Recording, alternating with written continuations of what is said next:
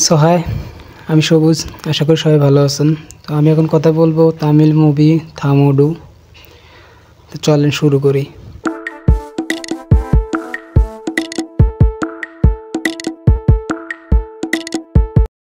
Basically movie নিয়ে যদি কথা বলি, সো এটা একটা ফ্যামিলি ড্রামা অ্যাকশন মুভি।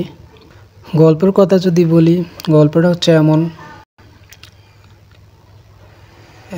ভাই বোন থাকে, ভাই বোনের মধ্যে যে কোনো একটা ছোটোবেলায় যে কোনো একটা ব্যাপার নিয়ে তাদের মধ্যে মন কাটাকাটি হয়। তার বোন তার থেকে যেভাবে হোক আলাদা হয়ে যায়।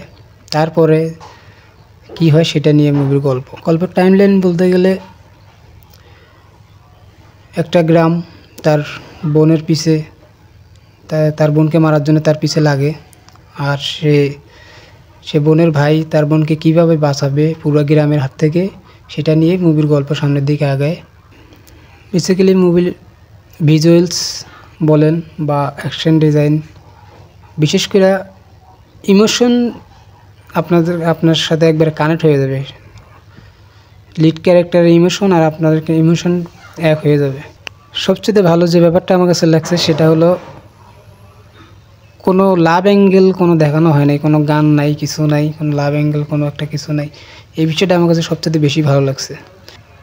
অনেক মুভির ক্ষেত্রে দেখা যায় যে মুভির মাঝখানে ঠাস করে একটা গান দিয়ে দিলেও মুভির ইন্টারেস্টটা নষ্ট হয়ে যায়। আসলে সেই জিনিসটা এর মধ্যে নাই। ওভারঅল বলতে গেলে মুভির গল্প অনেক সুন্দর, ইমোশনালি অ্যাকশনালি সব দিক দিয়ে আপনাকে কানেক্ট করবে। মুভি একবার 10 থেকে 15 মিনিট যাওয়ার পরে অটোমেটিক আপনি মুভির সাথে কানেক্ট হয়ে যাবেন।